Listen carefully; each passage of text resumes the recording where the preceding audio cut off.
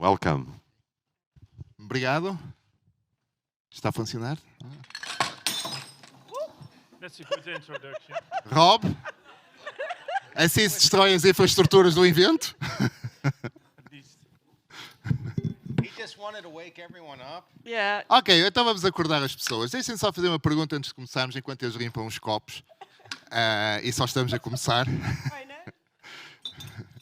Antes de depois de partir para as garrafas, deixem-me fazer só uma pergunta aqui à audiência. Quem daqui está ligado às infraestruturas?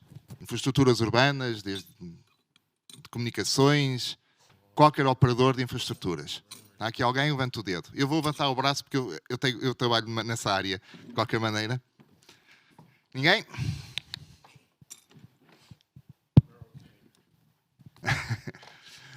Isto demonstra um pouco também a importância dos eventos das Smart Cities. Neste palco, hoje, estão provavelmente 3 grandes especialistas do melhor que há no mundo a nível de infraestruturas e de trabalhar infraestruturas e digitalizar e renovar infraestruturas dentro de uma cidade.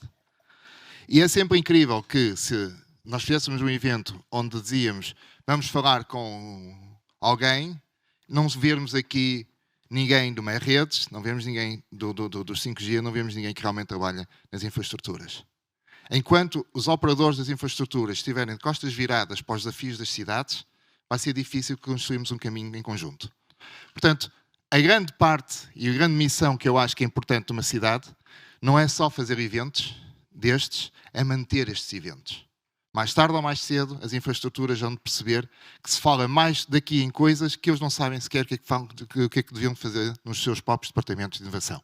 Portanto, começando, eu vou ter que passar para português, foi só por enquanto o Rob partia os pratos. The idea here, of course, is to break all everything. So, you're always ahead. I started already. But I think that the important part is that we do have a huge challenge regarding infrastructures in the cities. I'll give you an example. For example, we talk a lot about sustainability, but sustainability also requires an energy transition. Energy transition is a big challenge when we deal with infrastructures. Why? Because a few years ago, or 10 years ago, all the electricity was generated by these fossil-based plants that were burning carbon. And then you have all these transportations, miles and miles across countries, where you have the high tension, mid tension, and then it goes low tension, and then it's distributed in the cities. The cities usually were just this large consumer at the end of a supply chain. That goes with almost every infrastructure. Things have changed. A smart city is incorporating production into the cities. That means that infrastructure, like the electrical ones, now needs to be different because you can produce energy on your rooftop. And when you produce energy on your rooftop, you probably want to share the excess of energy that you produce. You may want to sell or share to your neighbors. And sometimes you just buy to your neighbor, sometimes you just produce, and sometimes you just buy to this electric company from the DSO. This mind shift has a lot to do on the infrastructure. It's no longer one way, it's multiple ways. And it's not only one supplier and one buyer, it's multiple buyers. So we need to focus on having not only infrastructure, but also the digitizations of infrastructure. And not less than that, we also need to focus on, when you're talking about digitization, then we're moving to another big game changer, 5G. 5G is another infrastructure. In London, for example, the catapult said, smart cities will start now because of 5G. Forget the past. Now it's a different ballgame. And we do need to see that everything like this lands on cities. And then we have problems. One of the problems that I remind is we always have the silos, right? And the reason why I'm saying this is because we have Kiran here. She has a huge, long experience on dealing with infrastructures. She worked for the minister in UK.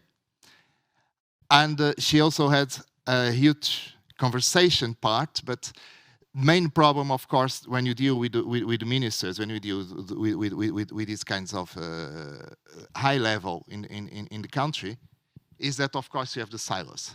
So, Kiran, I will start with you. Sorry, guys, ladies first, and you broke all the glasses. So, so Kiran, I'll start ask you exactly like that. Give us just a short overview of your career and working on infrastructures, and also the importance of connecting the silos. I would say breaking the silos, but that will go for the glass.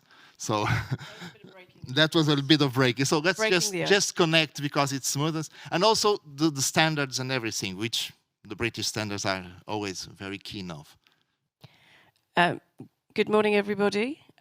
My name's Kiran Bhagotra, and I'm currently the founder and CEO of ProtectBox, which is an artificial intelligence powered marketplace. So think booking.com plus Experian. But before I talk about ProtectBox, as Jorge very kindly mentioned, I've worked across infrastructure for almost 25 years. I started off originally in investment banking, Chase Manhattan, JP Morgan, Cazenove. And at Cazenove, I set up their bond advisory service. So the bonds which are debts, which are sort of an extension of loans for companies. Cazenove had a very big advisory service across the emerging markets. So China, India, a lot of the Middle East. The banks that I worked for, we helped them raise the debt in the financial markets that set up a lot of the oil production facilities across the Middle East, railway systems in China. In India, I raised a fund through the private equity fund, 3i, that was a spin-off of the UK government, and it was the very first Indian infrastructure fund that the Indian government licensed. Not just the first one that it licensed outside of India, so 3i is a UK private equity company, but it was also the very first infrastructure fund for India that it licensed. And that built they call them like the cross, like the north to south roads, east to west roads, the major airports now that we all fly into. That was we're now going sort of 15 years ago. So that was one of the very first, where we talked to private equity LP buyout, like buyout LPs. So the Singapore Investment Authority, the Abu Dhabi Investment Authority, the Aramcos, the high net worths of the world, who would normally only invest in really quite high quality infrastructure, 10%, 15% returns. We convinced them to invest in sort of mezzanine, 20 to 40% infrastructure returns. That has now become, I think that's on its third or fourth fund, which is into the tens of the billions now. And it's no longer seen as a risky form of asset. So that's a very interesting thing that I've seen happen over my career. Then, as I consulted, I've raised funds for South African mining companies, for Dutch smelting companies, again, all infrastructure based, not just the property, but the assets as well. And then I ended up in the Cabinet Office, which is sort of kind of like the Prime Minister's office. But I also worked in the Foreign and Commonwealth Office, which is sort of like the Ministry of External Affairs over here. And I did a number of projects for the US State Department as well, which is kind of like the Internal Affairs Department for the US. And those were, for the UK government, we did a review of all of the critical national infrastructure. So everything that is infrastructure-based, but that is critical to the running of the country. We worked very closely with the Dutch government. My role in particular in terms of the silos was that the Cabinet Office is like an incubator within government. Foreign Office is one of the departments, but we had the Energy Department, the Telecoms Department, the Water Department, the Environmental Department. All of them had the information on what CNI we have in the UK. And I did the first, it was commissioned by the Prime Minister David Cameron, and it was called the Letwin Review. And it started, and we looked at flooding defences initially. So we mapped, over the course of 6 months, we mapped all of the flooding defences around the UK. And the very interesting bit about it, which is very relevant to here in Portugal, was that the flooding defences were part owned by private operators, so sort of utilities companies, energy companies, as well as the government. So mapping them really required a big public-private initiative. And the gathering of that data was a task in itself, but then to map it.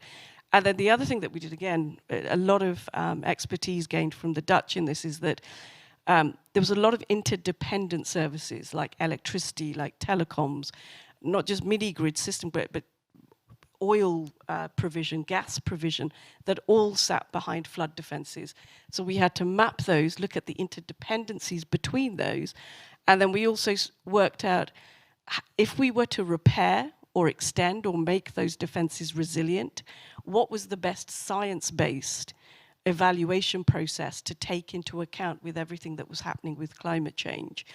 And we looked at 10-year, 20-year and 50-year resilience. And I was saying to Jorge yesterday, the thing that I found most fascinating, there was actually very little difference between 20-year resilience and 50-year resilience in terms of cost, in terms of keeping the flood defences resilient, which I was very surprised about. So I did that review, and then I worked for the government in cybersecurity.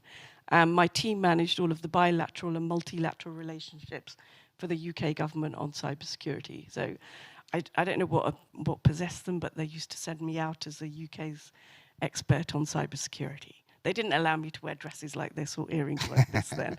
We will get to cybersecurity before. I'm just interested in that part of the funding part, because it's always a big topic. 2 years ago, I think you were with me in that event.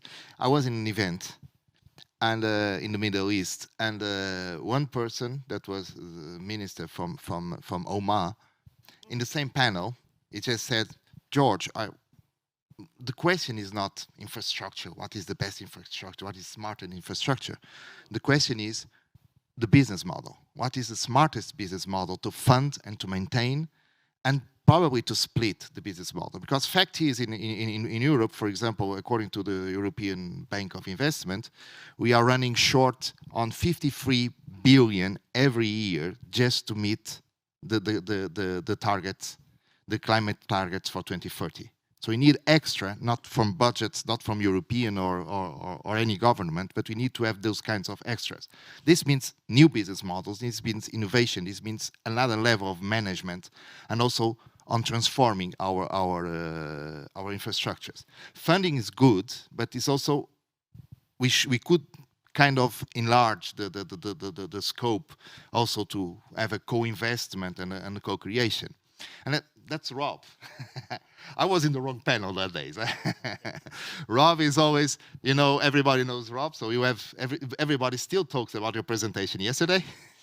I'm not going to deep dive the SWOT, a simple waste of time thing, but to not waste of time, I mean, that's the important thing about smart cities now. We need to have a design approach of a new models, of a new business models, right? So what's the take? Because the Dutch and the private sector are the best friends and very successful doing this. Well, first of all, I don't know if I agree with this minister of Oman, but that's first. We can agree. I gave disagree. you your card, by the way. No, but of course we need a lot of money. It's strange because we spend a lot of money. There's so much CO2 emission that we need a lot of money to get rid of the CO2 emission. That doesn't make a lot of sense, in my opinion. If you see that the 10% of the rich people are responsible for 51% of CO2 emission, maybe the problem is with the people who have money. And those people who have money, they sit in the governments or lead big companies. And they talk about, it's all about less CO2 emission, then they are going to build up plants to make sure there will be less, but they need money for it, but they have the money, they spend the money, so they are responsible for 51% of the CO2 emission. So the problem is maybe with the people leading the companies, leading governments, having a lot of money and spending it in the wrong way. So maybe they should first of all look to themselves. I think that would be a good case. Second of all, if you think about I think, but that comes down to the point I made yesterday. Needing a lot of money, it's for investing in plans they already have. And the question is whether or not these plans make sense to the future. Because did they really look to the future, to the things that are really going to hit her? And did they, what I then normally would say, have they built up the right key learning indicators? So what do we need to learn towards the future instead of, well, we need money, this is my plan, it's my thinking, it's my fixed way of thinking, that the dominant logic of the past is still in the plans they are building. So the way the problem was created, in the same way of thinking, we think we can solve the problem, and I think that's not possible. But what about learnings? Because we still do things same way, right? So have we ever learned that if ever you have the table negotiations and people is not there, then if they are not in the meeting, if they are not in the table, they are on the menu, right? Have we ever learned that? I don't really understand the question, to be honest. Why people still are so much part of the solution and integrating the solution, or at least integrating discussion around the solutions? Because infrastructure deals with everyone. Yeah, they deal with everyone, but sometimes they don't understand that their fixed way of thinking is part of the problem. If I look to infrastructure in the Netherlands, like I stated yesterday, if the street I live in is 20 meters wide, and 2 and 2 meters are for me, kids and people to walk on, 2 and 2 meters are for cars to park, and we have 12 meters left for cars to drive. So if I would build my house based on the specification of the infrastructure in the Netherlands in my street, my house would have a garage of 80% of my house would be a garage. That's pretty stupid. Nobody, and we all accept it as normal because we don't think about it anymore. In my city, hometown city Eindhoven, we have 2.2 million square meters of parking space. Can you imagine what you could do with 2.2 million public space? What you could do with it? That's amazing. What you and this is not driving. This is just parking. 2.2 million square meters. That's for each inhabitant of Eindhoven. That's 9 square meters. So that's silly, but nobody talks about this system. And when you ask people, what would you rather look if I'm in my house? If I look outside of my window? Would you love to see cars? No, of course not. I think cars are ugly, so I don't care about cars. I'd rather have green, but we don't have the green because we really need to change our habits. And the way of changing our habits, that's difficult. And in the most plans I see, it's still the fixed way of thinking is building more and more efficiency in the fixed way we build up cities, design cities. So we need to redesign, reimagine cities instead of thinking, well, we are part of the problem. I think most people who are part of the problem, they cannot solve the problem. And like I said yesterday, you need to beware of experts because they are often the biggest barriers to the future. So I think we need different kind of thinking. Look to ecosystems in biology. The great thing about in nature ecosystem is that it doesn't need to grow; it stabilizes. And we as human species, we interrupt this ecosystem. We think we can solve it, but if we keep growing more and more people, spending more, it's almost impossible. Yeah. Can I make a quick comment? I think we're obviously sitting here in Europe, in the West, and we talk very much around habits and fragmentation and convenience. A lot of our behavior is driven by convenience. The further out you go to the places where climate change is really beginning to hit, Singapore has money, Malaysia has money, Bangkok is going to be submerged fairly soon. For them, it's they're feeling it right now. So they're deploying the money, they're changing their habits, they're redesigning everything because it is happening to them straight away. Some of the flooded, like the coastal villages in the UK, are looking at some of those same things. So until we feel the urgency, and the urgency is more important than the convenience, right now everybody goes after the convenience. Yeah, we are steering towards icebergs like the Titanic did. And we don't change course. We just think, we can move it around, or maybe it will melt on time. It will because climate is changing. So they think there are no icebergs, but there are a lot of icebergs we might hit. And I totally agree. We only change our habit if it's right in front of my face. Yeah. And the strange thing is, because of flooding, we are now going to build dikes, like the Dutch did, building a lot of dikes. That's not solving the problem because the water will rise. So it's just a temporary solution. And I think most money we just talked about is about building dikes and keeping away the danger. True. But you cannot keep away the danger. You should solve the reason why it's happening. And we are now just building dikes, and that doesn't make sense to me. True, but just to keep short, go back a little bit about when you mentioned the example of mobility, and also we do have another person here, which is pretty expert on that. The guru. And the guru on that. Well, but if I'm a guru, I'm an expert, then you should stop listening to me. That's what he just said. Shut up. That was my call. So, but there is a difference, by the way, about the expertise and things. People like Boyd, which is not the only one on the stage, that you started as an expert on smart cities, and the smart cities wheel is still a reference, even you hated about it, right? But that's another story. But the funny thing is, people like you just pretty much stop acting like an expert and consultants. It's not storytelling. You are doing it. You are moving it. You are putting all your chips, all your bank accounts on a mission.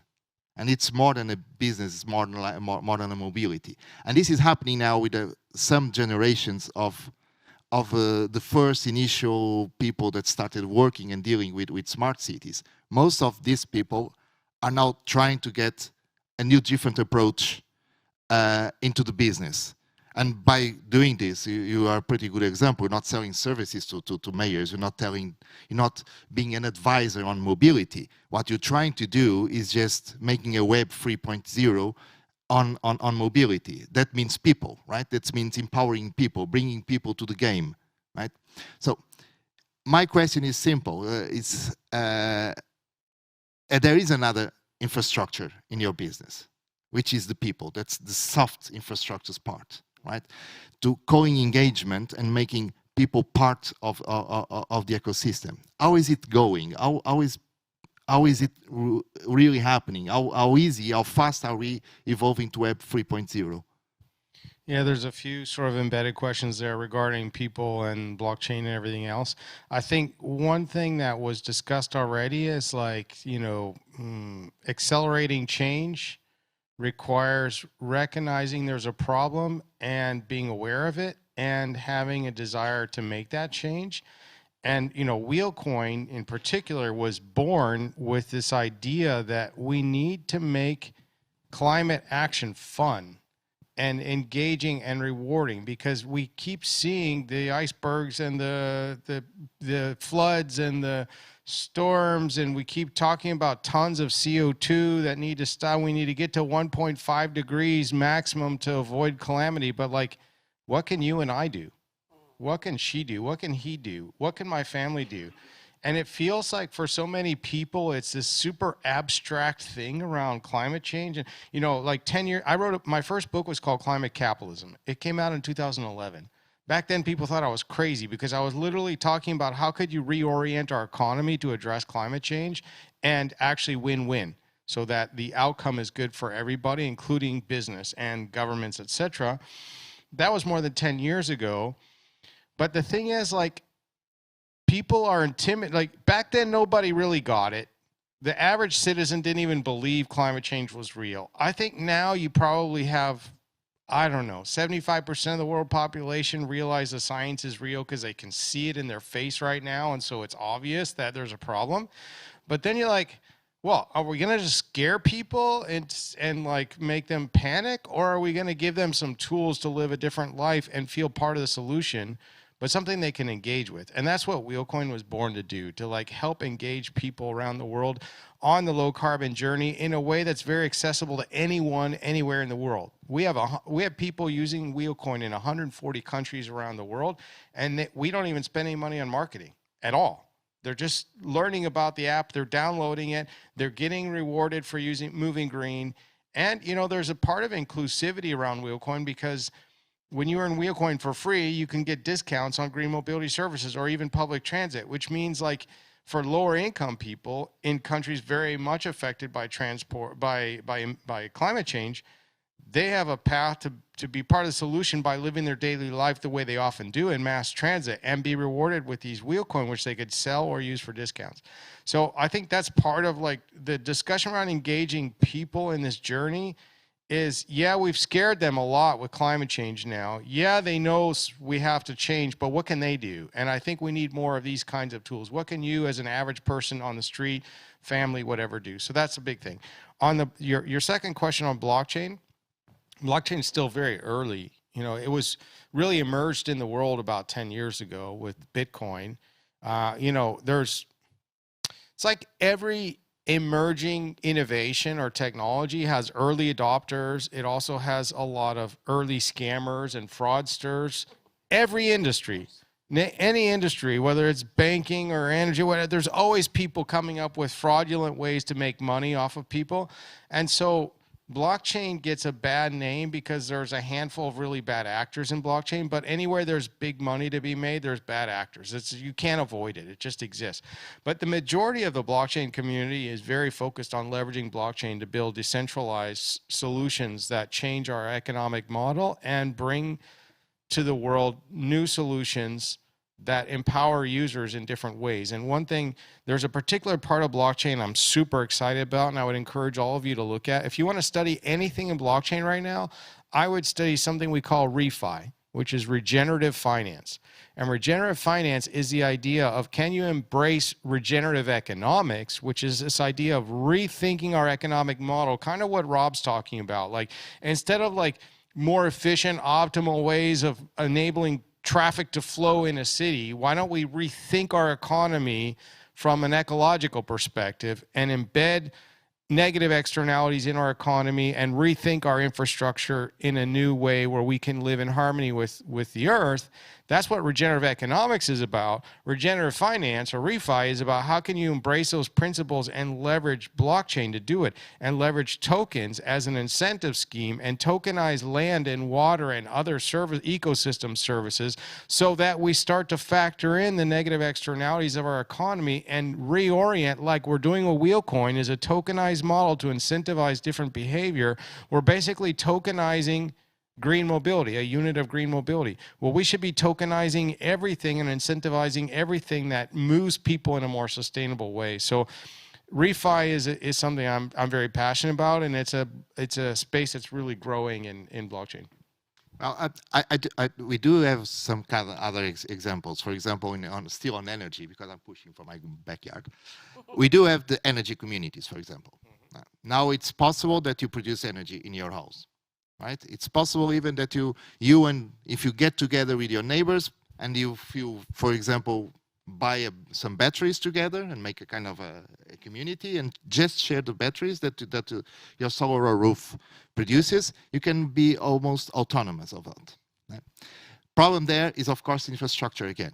And then it looks nice because people get together. It's happening now that this in Portugal.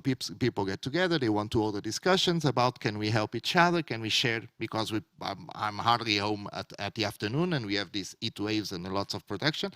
Why don't we share? Right? That's a common ground. But then we need to go back again to the cities and say, yeah, but we don't have infrastructure for this. It doesn't work. We don't have a microgrid and it's not smart. And even if we have a power ledger, which is a blockchain for this, it doesn't work because we don't count. We don't know which one is moving from back and forward. So we need again to go back and say the world could be much easier, but we still lack of foundations, right? So one point there is important, is again the security of all this data. People want to cooperate, but they need lack of a data infrastructure and also a physical infrastructure, right? And again, it comes the rights. I mean, we are together in our neighborhood, but then the data needs to be in some kind of infrastructure, and we need to have a security. Otherwise, someone is stealing energy from us, and it doesn't need to be someone from blockchain. This can happen. So who should hold the responsibility to create the infrastructures for people to co-create and to cooperate? That's the main question for you, Kiran. So I would say not just who owns and co-creates that infrastructure. The other point, and this links in with some of what Boyd has said, and I'm not being antagonistic. There is a reason why I'm saying this, is that you've also, when you've worked in infrastructure over the years, what you see is the longevity.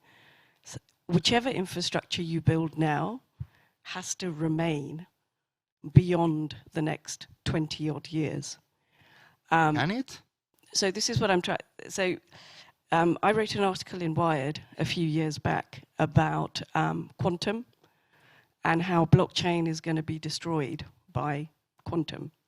So some of the work that I did when I was in the Foreign Office in cybersecurity was that there are quantum computers out there that can break RSA encryption. So RSA encryption is what defines our passwords. So passwords can very easily be hacked. And through I wrote the artificial intelligence for ProtectBox, that the AI, the mathematical models that define blockchain, within about the next 10 years when quantum computers are available, they will break these decentralized systems. There's a few blockchain systems available now, places like Switzerland, that are quantum-proofed blockchain. So apart from the malicious actors, there's also the viability of this longer term. Cybersecurity as we have it now, which is defined by RSA, is already obsolete. One of the other things that we're working on, and it's being done out of the UK, it's funded by billions, it's called Digital Security by Design.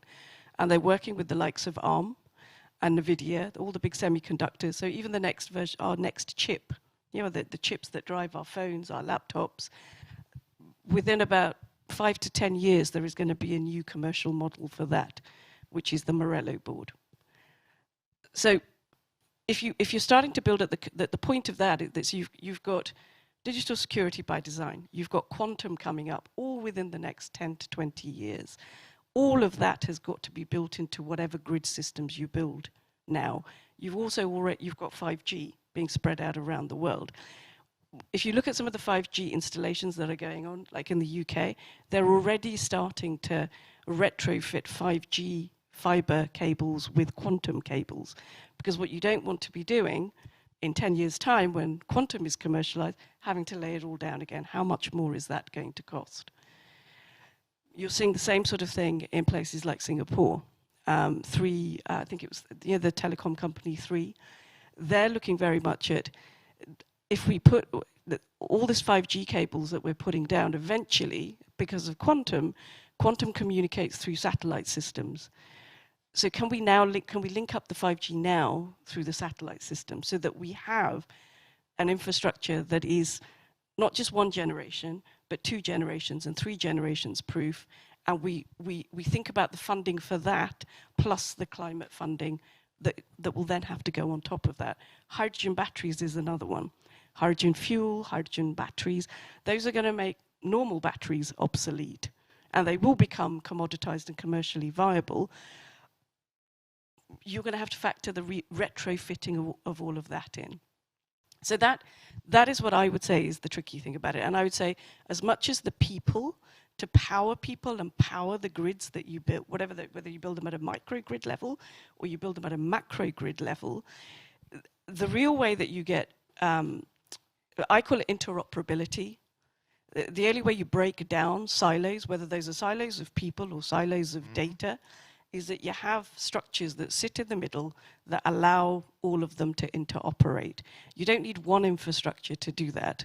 The legal liabilities of holding that data are just impossible. The UK did a review, the Shakespeare review, which it did with a lot of different other governments. Nobody wanted to, there's no insurer that would insure the database that you could build. And I'm not trying to plug ProtectBox, but one of the ways we've got around that is our interoperability comes through APIs, but what we do is we allow the data to sit in cloud providers or locally. Because things like GDPR, data security, you need that data to sit in the country. Even Portugal, to a large degree, wants its customers' data to sit here. So you let it sit in the cloud providers. The cloud providers, who are also some of the biggest emitters, are a form of infrastructure that can power that. They can hold the data, but they can allow the consumer to make that data available so it can be sent at a local government level, regional government level, internationally. And then you can take existing lots of different grids and plug them together so you have interoperable systems. And those could be built by government, those could be built by founders, innovators like us. If you look at places like the Southeast Asia, they are doing it they're getting innovators, they're giving them challenges, and then they are funding a lot of it. But there'll be conglomerates, state-owned conglomerates that will be running it. So they almost function as that public-private entity. That's one model. The UK is another model. But then you still have to have a standard or a regulation that ensures standardization across the world. Because you don't want different people doing lots of different, because then you can't have the interoperability. That's one way, because we do have in the European Union, we did have a huge experience. Back in 2019, we made this Green Deal, right? So we will be the first continent neutral in carbon footprint, right? So there was a lot of money, a lot of support. Every member state, like Portugal, for example, but everyone need to create their energy transition plans to be more sustainable and get rid of this old fossil base, and that includes infrastructures as well. What happened is 3 years later, European Union looked at the problem and says, we're going too slow. Now, it's not just a question of funding, it's a question that it's not just decarbonizing our infrastructures, but we need to have a different level of culture. So 3 years later, they decided this is above all a cultural issue. So that's why we started funding, the European Union started launching a few movements like the new European Bauhaus or the next Renaissance. Because we need to tackle a culture, we need to create a new cultural movement to influence the next generation, because it's not just trying to change the source, is trying to change the other infrastructure, which is users, which now are prosumers. So users do have more power now. And by the way, why should a person just be a consumer if they have the ability to do it and to share data and be part of the game? So these kind of cultural movements now are pretty much the solution. Even European Union found it as a solution or as the means to get there.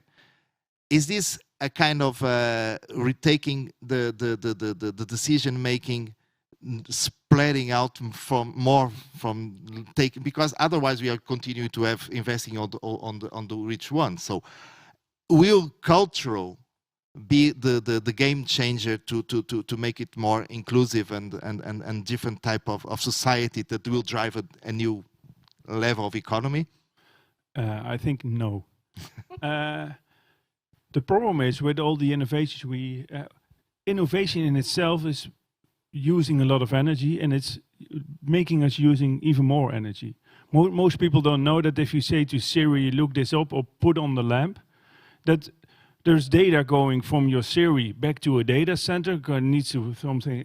You could switch on a lamp for 1 hour instead of it's about 1 hour of energy if you ask Siri or Alexa or which other device to switch on your lamps. So we want to have a more easy life, and most consumers don't know that if they give a command to Siri, oh, what will be the weather in Porto this afternoon, that uses a lot of data. So we are getting addicted to a lot of new technology that makes our life more efficient. That creates a problem that the intake of energy we need is growing bigger and bigger and bigger. And I think it's too easy to say, oh, well, we let this problem rest with the consumers or the prosumers or whatever we call them. It's too easy. That won't work, because all these big tech companies, they want to make a lot of money. And by making a lot of money, they do a lot of innovation. And the innovation soaks up, from a consuming point of view, a lot of energy. So all the apps, everything we use, it consumes its data. If someone once told me, I didn't check this data, if you send one email to a person, That's around 8 minutes of a lamp glowing for you. 8 minutes.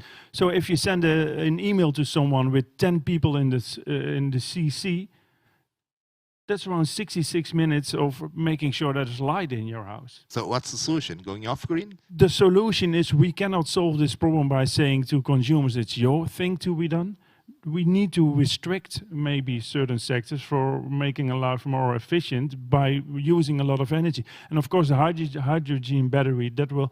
But what I like in your example is that people in a neighborhood, they want to make sure they get energy by themselves, but they're using a lot of batteries. We don't know what to do with these batteries in 10 or 20 years from now. We are soaking up so much materials that there will be, I think there might be a big world war coming based on Antarctica. The things are melting. There are a lot of materials on the ground of Antarctica. We need to build all these semiconductors, all these chips and silicium, and everything is in the bottom of Antarctica. Antarctica is not now owned by one country, but pretty much sure that the US, the EU, China, India, all the big countries are after all these materials in Antarctica. It's driving us towards a world collision because we need more energy, more energy, more energy, and nobody thinking in the long term about what to do with Antarctica, where all the materials are. We are exploring space.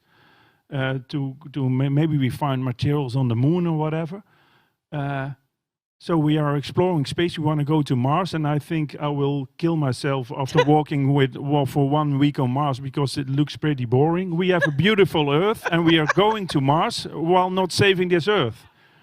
I would definitely kill myself after 1 week walking on Mars. Before you kill yourself, let me tell you interim. Okay, I won't do it now. No, please don't. I couldn't live with myself if I was on this panel and I didn't have an intervention.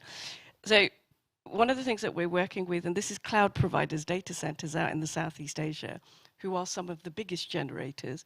They're not the Amazons or the Oracles. These are like the Alibaba clouds, the Google clouds, FPT, Viettel, because like that's where the data sits.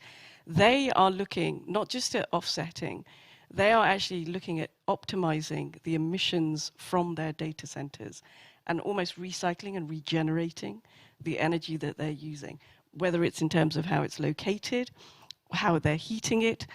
It's some of the most advanced stuff I've seen around data centers and just reducing not just the emissions of it, but what they're also looking at doing, and this is one of the applications we're talking to them about, is how they can then allow their supply chain, so all of their customers and their users, to also benefit from the emissions reductions that they're looking to do. That is not even being thought about or talked about or even considered over here in Europe. It's known in the US, but it would take a huge amount of, it's very difficult for the US to do it, because if you look at the DNS and the data centers and where they're located, they're in such public places, it's very difficult for them to retrofit in the US.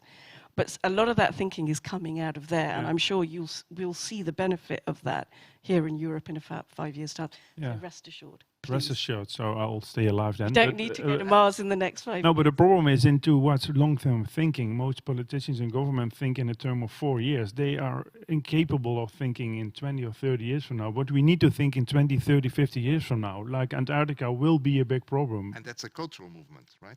That is some sort of a cultural movement, but we cannot say it's up to you. It's too easy. Like a lot of generations say, oh, we'll maybe the next generation will take care of it, and then, oh, then I can do. Oh, I don't need to do anything anymore. It's not up to the next generation. It's up to us acting.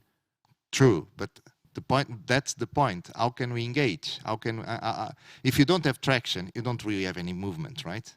You just have a walk. But like these big IT companies who have a big impact on this world from an energy point of view, the IT sector is using a lot of, and we all are used to it. I think they need to think also, there need to be regulation that the innovations you have cannot lead to using more energy if it's from an energy perspective. Okay, so that brings me a tough question, right? Because you are working on the behavior change, right? So you are providing technology and the tools for people get a new perception about energy. But blockchain does consume a lot of energy. So how come we are doing, we are walking, what are we talking or walking the sustainability? Because it's... So Bitcoin mining is very energy intensive.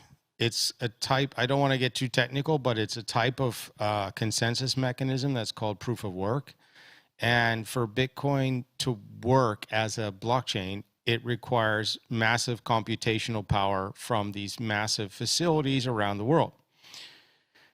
Proof of work, while it is very energy intensive, it's worth mentioning that that industry, the Bitcoin mining industry, because they've been under pressure, has been one of the most advanced of any industry in the world in terms of embracing renewable energies. They're often co-locating on oil fields to capture methane as their primary energy source. So they're actually contributing to solutions. But I'm not here to defend Bitcoin mining, even though I think, you know, when you look at the data and the actual evolution of that industry, you actually realize it's not the way people think it is. But the rest of blockchain is what's called a proof of stake mechanism for consensus. And it is not energy intensive. And in fact, Wheelcoin is deployed on a blockchain that's called Celo, C-E-L-O, and they are a world leader in what I spoke about earlier, regenerative finance, so refi. So they were born on Earth Day. Their main net launched on Earth Day 2020. They're extremely focused on climate. Many projects like ours have deployed on them because they're by default carbon negative. So there's a lot of misunderstanding around blockchain and what its impacts are on climate and energy consumption. But the short answer is Bitcoin is very energy intensive. However, a lot of that activity around mining is actually based on renewables, and they're capturing waste heat and various other things. And almost the rest of the blockchain ecosystems around the world are based on proof of stake, which is very low energy consumption. And some, like Celo, are actually carbon negative. And what about the other side of the coin, the benefits of behavior change? How is it working? Do you feel that you're grabbing more and more users, you're gaining traction, not just for an application, but traction to a new sense of participation on the project? Because that's the whole game, right? Right. So I have two answers to that. One is, we asked our users, so over time we'll have better data to compare individual users before and after using Wheelcoin, but we did ask our users in a poll fairly recently, and more than 20% of our users said they have actively made changes to their mobility patterns because of Wheelcoin. It's making them aware. It's like all of you who are in the, you know this very well because you're in the energy space, but smart meters, and how just implementing a smart meter makes people aware, and it roughly relates to a 20% impact on people's behavior because they finally have information that they see on a regular basis, and it impacts their understanding of their impact.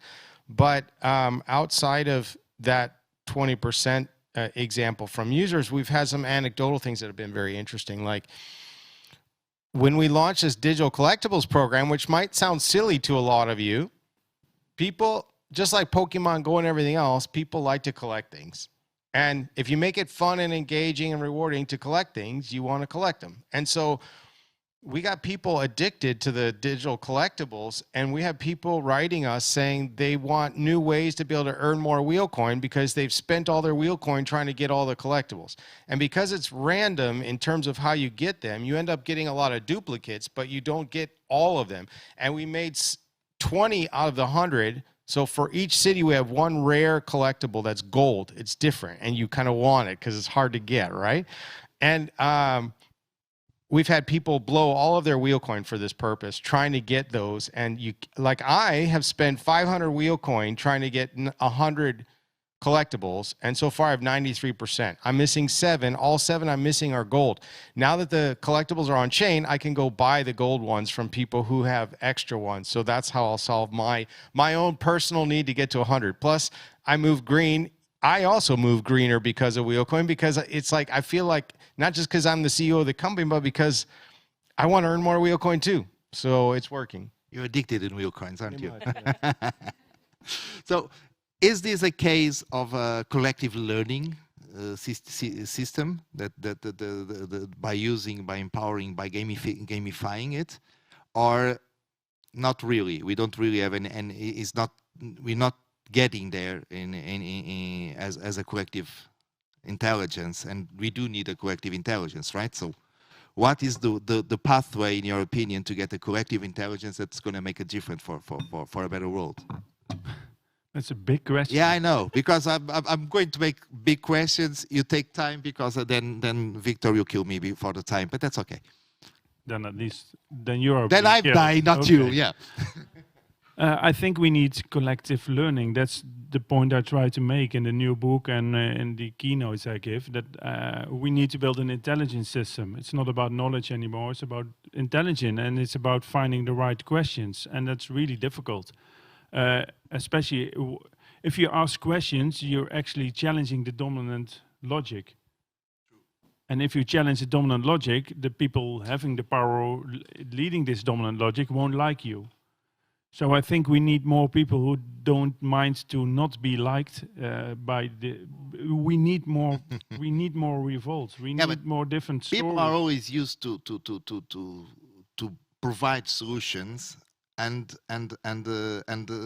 ask for solutions. Yeah, but right. So we have a problem. We expect someone to bring the solution for me to implement. Yeah, but no one can solve the climate problem. That's too big. You need to decipher what's the basis of this, what are the parameters on which you can change, and what are the questions we need to ask there to change their dominant way of logic. Learning. Because we are used to growing. Everything, like I said yesterday, everything needs to grow. But growth for growth's sake is the ideology of the cancer cell. It will destroy us. So we need different kind of ways of thinking. But when people are, and it doesn't necessarily have to be with young or old. We need different minds need to be connected, and not in a digital way, because that soaks up a lot of energy. No, that's just a joke. But we need minds to be collected to. It's not saying you need to change, because people who say you need to change are the ones probably not changing, because most people who say you need to change, they say become like me. That's a bit arrogant. That's why I dislike people who say you need to change. But we need different kind of thinking to challenge this dominant logic, and it's starting to happen. Finally, more people are thinking about: is capitalism the right way? Is it the way we democratize? Is that a good word? Democratize everything? Is that a good way? So things are changing. We are getting more. There is more challenging of the status quo, but Can I give you an example? Yeah, please do. So we received Innovate UK government funding. This was right at the start of COVID. It's part of their Sustainable Innovation Fund to build into our cybersecurity marketplace a net zero score. So like you have 5 stars, we do 5 trees. So for all the millions of cybersecurity products around the world, we're the only ones who've gone out and tracked Scope 1, Scope 2, and Scope 3 emissions for all of them.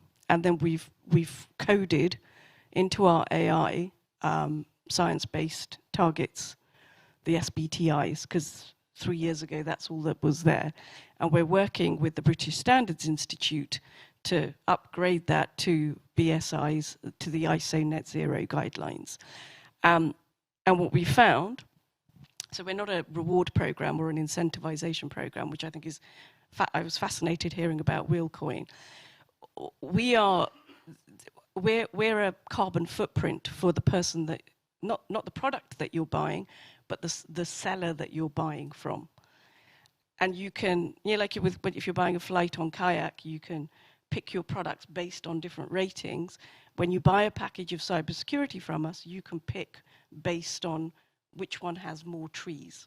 So if it's got 3 trees, 5 trees is that they're net zero. And not only can you pick the package that's the most sustainable, you can then also offset and remove for the bit that they haven't done.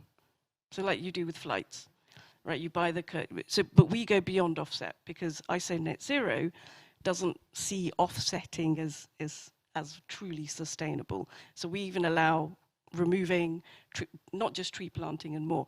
And the thing that we get asked, and we see people more and more, they will buy the products that they think are more sustainable. So as a result of that, the sellers have started to give us more data, more of their scope 1, scope 2, scope 3. They come to us now and say, is this how I need this, how you want me to present this data, or how do you want me to present it? The thing that we're being asked by corporates and at sort of smart city government regional levels is, can you give the buyer the ability to tell the seller what they would like them to do to be more sustainable, or what if they could feed back to the seller something, can you build that mechanism in? And I said, yeah, very easily. So that's one of the bits of funding that we're looking at doing next, where as you're buying the products, like you would on an Amazon or something, Amazon have climate pledge. We're part of the climate pledge, and we're talking to them about, so the user can directly feedback to the seller. I know this about you. I've seen, on our 5 trees, you can drill right down, and it will show public data and data that we've taken off the net. So the user can the buyer can make a decision at that point and say, do you know what? If you did this, more of this, I would buy more from you. And that feeds right back to the buyer. So that sort of work is, we've been nominated for the Earthshot Prize.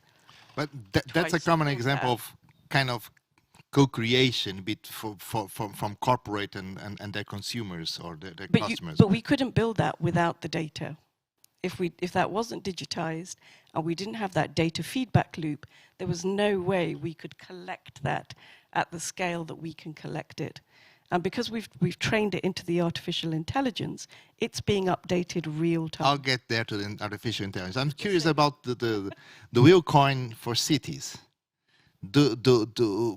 Grabbing exactly the same example, can we in the near future know the behavior change in cities for the people by using the wheel coin and becoming more sustainable? Because is that another service level that we can have if a city adopts the wheel chain? Will a city know how we started and how far are our people getting a more collective intelligence of more sustainable or new behaviors? Because that's the important part when we talk about the standard. Everything is focused to key performance indicators to be better, to be more competitive.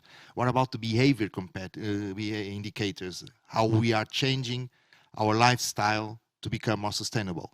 Will a city be able to measure that if it adopts the wheel coin for cities?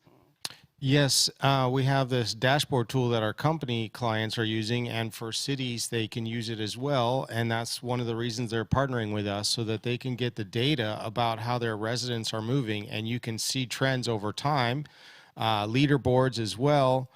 And in fact, Santiago de Chile, which is one of our newest partners, they have a new citizen data program that's around creating an open data platform for citizens to be able to be more engaged in smart city related data and be able to do things with that data. So one of the things they're excited about Wheelcoin is it's a very engaging way for them to be in their early launch of the citizen data platform to get really kind of interesting data, because no offense to you in the energy space, but like, you know, an average citizen doesn't understand kilowatt hours and the data that might flow from that.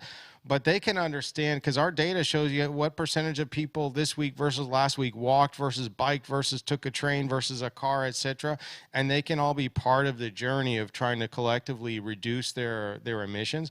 I will say one more thing, because Rob talked about it earlier, and I agree with this, which is sometimes we want to put the blame on citizens or on consumers, and our whole economy is messed up.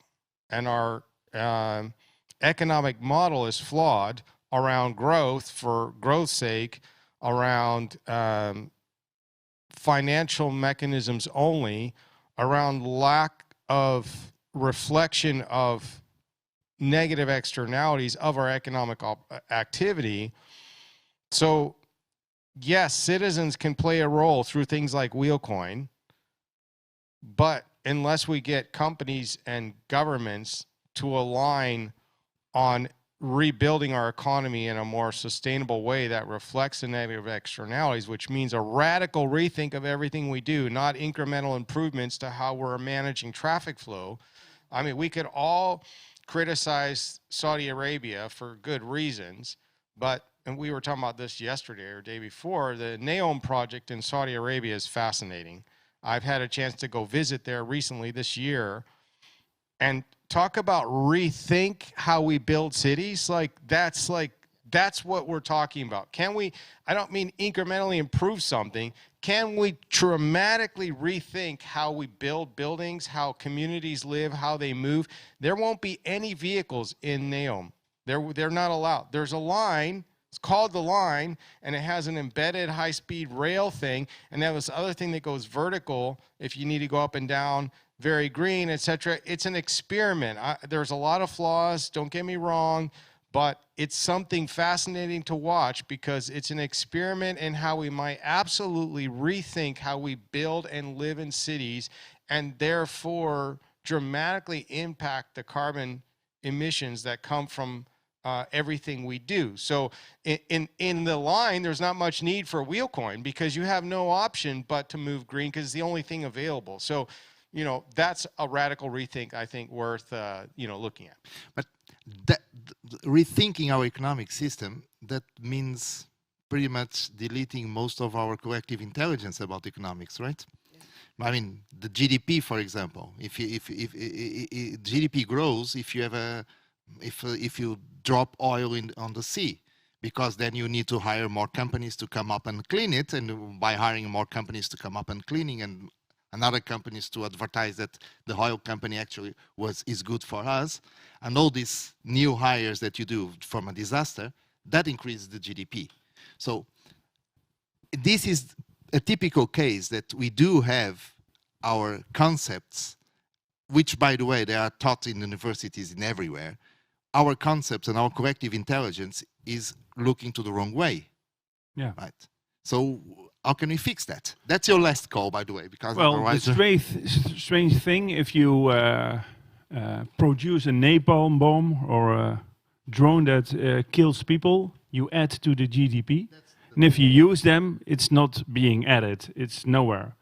If you cut down all the trees and make chairs out of it, you add to the GDP, and no one talks about cutting the trees. So it's a strange system we have. And of course, we really need to change. I don't know how. The only thing I can do is kick it or try to...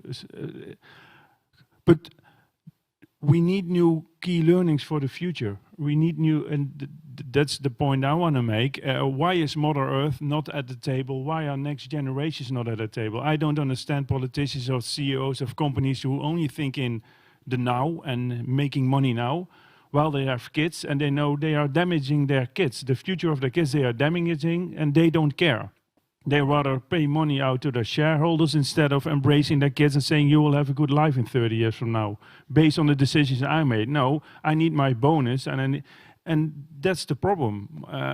That's the real problem. Completely true. Now, show me the sixth finger. Where is sixth finger trying to alert and to change the current? We are hired in by companies who really want to explore long-term thinking. So we've got I've got more examples, but Vitor is saying you don't have the time, so I don't have the time. I always listen to Vitor. Show him the sixth finger. I always listen to Vitor. Now, we are doing projects with real long-term thinking. So what we're saying to these companies, what you're doing now, how will this harm the future in 10, 20 years from now? How could this possibly harm? Let's look towards the future. What will be the scenarios that the future might look like in 10, 20 years from now? Which are the themes that will have a direct impact on the world? And then travel back. It's a backcasting process. So go towards the future, decipher how the future will look like in some scenarios. What is the scenarios you pick? We think these are the themes that will be driving society back then. Go back to now and say what will be the role of innovation? What will be the role of our strategy towards the future if we think this is correct what we predicted? those are projects we drive, and we do it in the food, we do it in education system. We're now building a new education system because educating is also something strange. I think if there would once have been a brainstorm 1,000 years ago, how are we going to educate our kids? Well, we will place them in a room with maybe 120 square meters. We put 40 people in it. There's one person coming in front of that. He's telling or she is telling a story, goes out, and then they have learned. Probably everybody would have think that's a stupid idea, but that is where we educate. Yeah. So we are being hired by companies or government to bring in different kind of thinking. Do they always embrace it? No. But if 10% of that does, that will lead to a change. So that's what we are doing with Six Fingers. Perfect. Kiran, if everything goes wrong, we have artificial intelligence, right? Absolutely. That's a new. Absolutely. That's the next foundation or the next infrastructure that you have to take in place, right? That's your collective learning there, right there. So very briefly, and that's the last call for everyone, and that's 1 minute for each. 1 minute for each. In 1 minute, what should be the best process to build a better world infrastructure? Definitely it would have artificial intelligence in it. Absolutely. I don't know whether it would... I understand generative artificial intelligence. We're upgrading ours. That needs to be controlled and supervised. And you need China and you need Russia involved to do that, which is what we did for cybersecurity. I would say it would need to be 5G and satellite linked and absolutely 100% data driven. Data, and that's the fuel for the AI. That's your collective learning for the future. The energy cost of digital and IT is being reduced and can be reduced, and everything should be retrofitted as opposed to completely rethinking it. You just won't get uptake unless we move to Mars, in which case the rethinking will work there. Boyd, before Mars, that's a lot for Iomob. 1 minute, what should be the key foundation for a better future? I think I can do it in 30 seconds. I've spoken about a few times, embedding negative externalities into our economic model so that the full cost of what we do is reflected in the price. And by doing that, we can align stakeholders around a total rethink of how we build our economy. That was more than 30 seconds, by the way. Okay, 45, sorry. Rob, your call. I'll try to do it even faster. We changed our way of elections. Make sure that kids from 10 on, they can vote. And the older you get, the less your vote counts. I think that would make sense. Perfect. Thank you very much.